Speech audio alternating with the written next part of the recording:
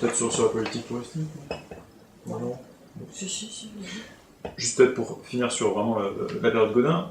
Gaudin, il mise beaucoup sur deux choses, sur changer l'image de Marseille et développer le tourisme pour fournir des emplois justement à la population peu qualifiée. Est-ce que pour vous c'est une solution crédible ou est-ce que c'était un peu la seule solution possible? Pourquoi pas? Le problème c'est que quand même, c'est pas des trucs improvisés. Moi je me rappelle la campagne municipale de M. Gaudin en 89, on va dire, ah bah oui, mais attendez, c'est les mêmes. Il y a une classe politique qui ne se renouvelle pas là aussi. Hein. C'est peut-être le problème majeur de Marseille, une classe politique qui ne se renouvelle pas. Je n'attends pas la résistance pour les dégager à coups de mitraillette. Enfin, on est quand même dans un système clos. Donc je suis obligé quand même de tenir compte. En 89, il avait sorti un programme de tertiarisation complète du port. Donc c'est des gens, ils ont quand même un problème avec le monde ouvrier, voilà, ça vote à gauche, c'est mauvais.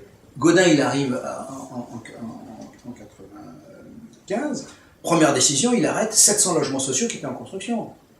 C'est des super idéologues, hein.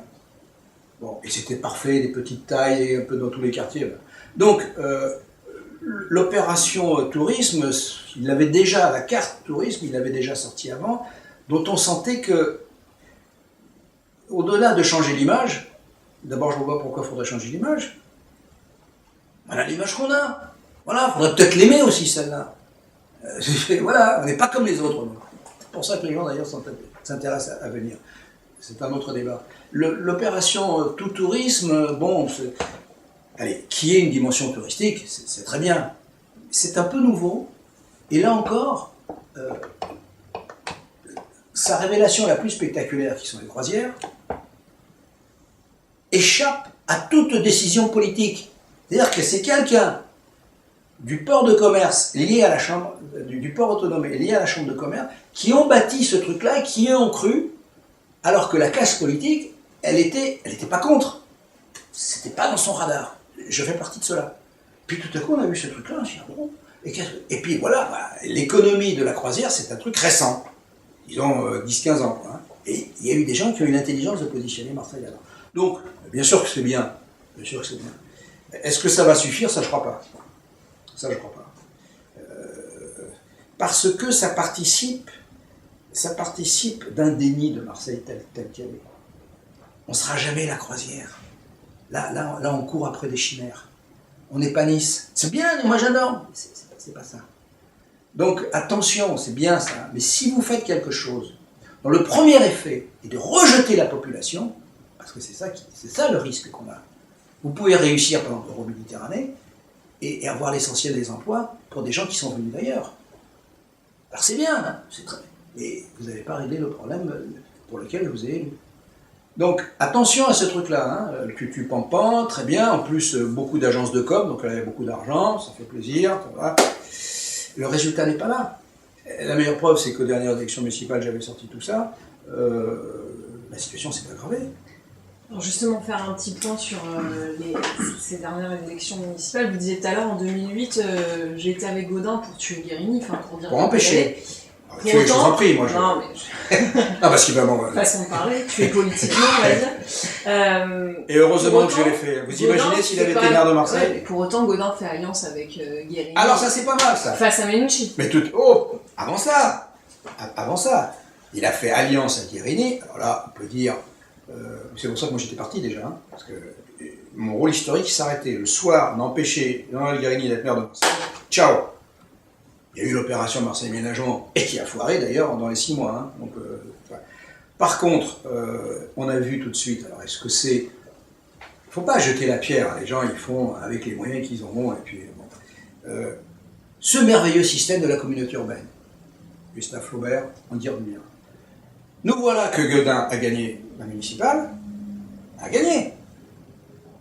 Hey, c'est Guérini qui a gagné la communauté urbaine. Petite alliance de circonstances, dont on verra après coup que la promesse du Conseil général d'avoir la maison de 3e âge était frauduleuse, elle est maintenant. Grosse embrouille avec le carnet de chèques, quand on peut, et le cash, quand on peut pas. Bref, voilà que Alors que nous représentons 80% de la population de la communauté urbaine, la majorité municipale est mise en minorité à la communauté urbaine. Mais c'est formidable ce système. Alors là, vraiment, vous vous y retrouvez pas, mais personne ne s'y retrouve, sauf ceux qui savent.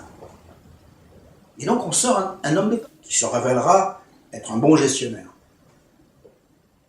auquel 36 heures de garde à vue remettront les idées en place. Monsieur Caselli. Mais Caselli, c'est l'homme de Guérini. Le jour de l'élection de Caselli, monsieur Alexandre Guérini est dans les travées, je le vois. Mais putain, mais où on est là? Il n'est pas élu, il est dans les travées. Et là se met en place le système guérinien, avec FO. Ah, c'est pas du Gaudin. Hein. Il n'y a pas que Gaudin qui s'amuse là-dedans. Et évidemment, quand même, là, c'est là où je pense que nous avons été sauvés par la bêtise humaine, et qui fait que ils n'ont plus pris de précautions, de se voyer. Et donc, voilà, le marché, machin, tout le monde savait que ça avait été foireux, tout le monde savait. Et finalement, quelqu'un le dénonce. C'est pas des gens comme moi qui n'ont tout prendre de rien. On pose une question, jamais de réponse. Il y a des gens qui savaient, des gens de l'intérieur qui ont fini par parler, personne ne saura jamais. Et M. Gaudin, à ce moment-là, est devant une situation quand même qui est difficile. Je ne suis pas son avocat, hein. Mais le voilà, maire de Marseille, il est donc normalement attendu pour appliquer son programme. Et tout son programme dépend de Caselli, qui est l'homme de Guérini, on ne peut pas le qualifier. Compliqué. Et là, vous avez affaire à deux reptiles politiques formidables, qui vont s'entendre. Ah, Philippe, tu vas pas... Avec moi, des gens comme moi, là, ça ne marche pas. Il y en a deux qui gênent, c'est Renaud Muselier et moi. Là, on ne participe pas à ça. Et donc, on assiste, un an après, à la grande conférence de presse où, c'est pour le bien des Marseillais, hein, c'est pour l'intérêt général. Donc, M. Guérini va dépenser tant d'argent, oui, c'est pas le sien, hein, c'est du Conseil général. Et d'ailleurs, il sert à ça. Et M. Gaudin est content parce qu'il donne. Voilà. Ben, pour nous, c'était fini. Là, on a la quintessence de la ruine de la démocratie auquel a conduit la communauté urbaine et la métropole qui se met en place. C'est-à-dire que le citoyen est dépossédé de son choix. Alors après, on va dire, ah oui, mais ils ne veulent plus voter. Ben oui, forcément. Vous avez une élection où ils se fracassent les deux, là. Et après, on s'entend comme la roue au fort. Ok, ça va, merci, j'ai compris. Ben oui. Le discrédit de la politique, il n'est pas que les affaires. C'est aussi ça, ce genre de comportement. Enfin, qu'est-ce que c'est, ça? C'est terrible, ce qui s'est passé.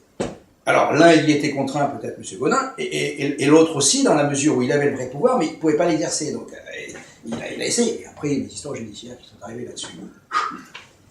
C'est toujours pas fini, ça, hein. Est-ce que vous pensez qu'un jour on pourra casser ce moule de ces hommes politiques, de cette façon de faire? On n'en prend pas le chemin. Hein. On n'en prend pas le chemin parce que la France, c'est vraiment la République une et indivisible. Regardez comment on a du mal avec la Corse, c'est un petit problème. Hein. C'est petit géographiquement et il y a 200 000 habitants. Bah. Mais on a du mal, les structures institutionnelles, c'est les mêmes partout. Et pas question de... Nous, ces structures nous tuent. On est la seule ville en France où le centre-ville est plus pauvre que sa périphérie. Pourquoi la maire d'Aix, elle hurle?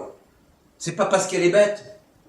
C'est parce qu'ils sentent très bien qu'on va leur pomper leur argent. Et ils ne vont pas y couper. Nous sommes la seule ville en France où le centre-ville, la ville-centre, est plus pauvre que sa périphérie. Qu'est-ce que je vous dis? Vous avez tout résumé avec ça. C'est-à-dire que partout ailleurs, on est plutôt content de s'agglomérer à Lille, à Bordeaux, à Toulouse, parce qu'on va bénéficier de cette... Mais là, c'est l'inverse. Donc, ça ne peut pas marcher. Et plus on a appliqué ce modèle, que De Gaulle n'avait pas fait, parce qu'il avait peur de Gaston Defferre. Plus on a détruit la gouvernance marseillaise, on ne peut s'en sortir que si on a une classe politique responsable. Nous avons, grâce à ça, accouché d'une classe politique institutionnellement irresponsable. Ça en arrange certains, hein, même beaucoup. Mais le citoyen, lui, il n'est pas content. Et au-delà de ça, juste pour terminer, vous aviez dit à Marseille, on s'habitue au caca. Oui. Sous-entendu, il y a une responsabilité citoyenne aussi. Bien évidemment. Mais au bout d'un moment, vous ne savez plus qui est la poule, quel est l'œuf. C'est-à-dire que des gens sincères, engagés, ils sont dégoûtés, mais qui dégagent. Et qui restent. Mais ceux qui... là. Alors vous les voyez d'ailleurs, ils étaient avec l'un, puis ils sont passés avec l'autre. Il ne faut pas les mépriser, c'est purement alimentaire. Voilà, c'est comme ça. Donc, bien évidemment que la population cautionne, mais en même temps, elle n'est pas contente. Quel est le taux d'abstention? Formidable!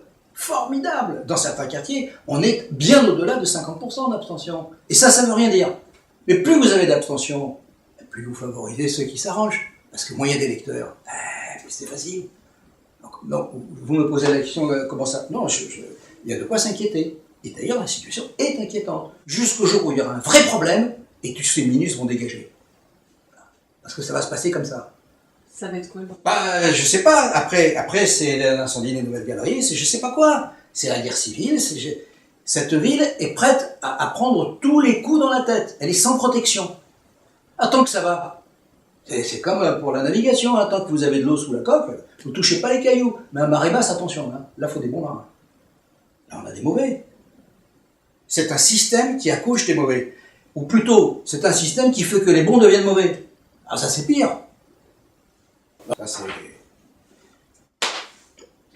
Merci. Merci beaucoup.